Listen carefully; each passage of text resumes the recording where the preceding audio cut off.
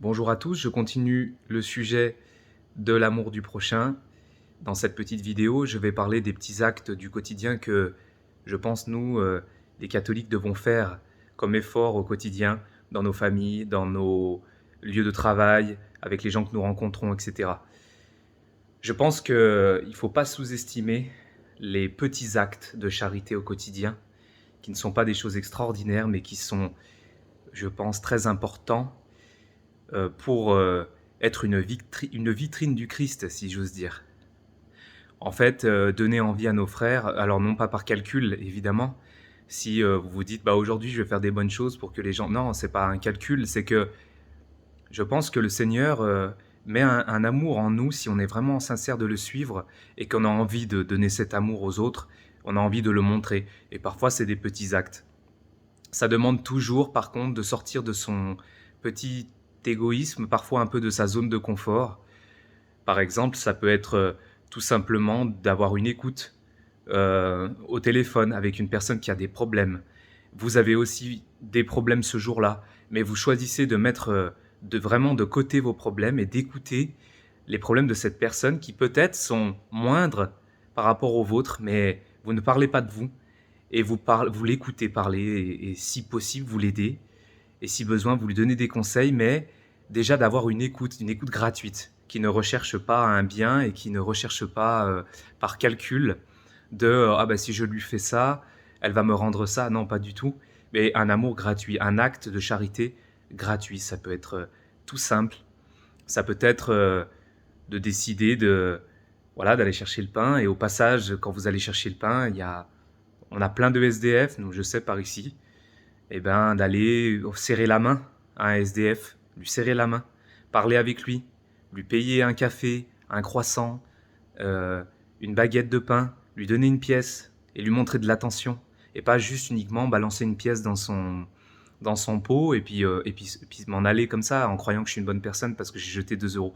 Non, vraiment, ce côté à donner de l'importance à celui qui n'en a pas, à rétablir la balance un petit peu. Hein. Ça, pour moi, les actes de charité, les premiers qu'on doit faire, c'est rétablir la balance, le faible, le défendre la veuve et l'orphelin, un petit peu ces valeurs qu'on avait dans la chevalerie, eh bien, façon de parler, mais être des chevaliers modernes, euh, aller défendre quelqu'un qui se fait agresser, j'en sais rien.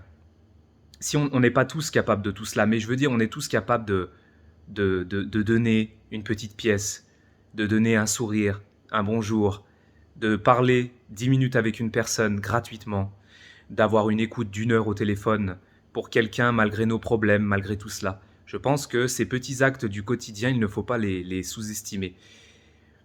Et encore plus quand on a nous-mêmes nos problèmes, parce que ça rajoute aussi ce côté de sortir de son égoïsme et de faire un petit sacrifice, de donner de sa personne pour l'autre. Voilà, je pense concrètement que ce sont des petites choses qu'on peut faire au quotidien. Et vraiment de ne pas les sous-estimer parce que c'est aussi par les petites choses que le Seigneur nous donnera ensuite de grandes choses à faire. Si on est fidèle dans les petites, on le sera plus facilement dans les grandes. Voilà, parce que il faut s'entraîner au quotidien pour sortir de son égoïsme, sortir de sa zone de confort, etc. Voilà, ces petits conseils que je pourrais donner, de ne pas sous-estimer ces œuvres de petite charité au quotidien, qu'on a trop tendance à sous-estimer, et de ne pas croire que la charité, c'est forcément d'aller donner 100 000 euros à quelqu'un, ou comme je vais le raconter dans une vidéo, d'aller prendre un SDF à la maison, ou faire des grandes choses comme ça, parce que là, pour ces grandes choses, je pense qu'il faut être prudent, il faut que chacun mesure ses forces. À l'époque, je vous aurais dit oui, il faut le faire.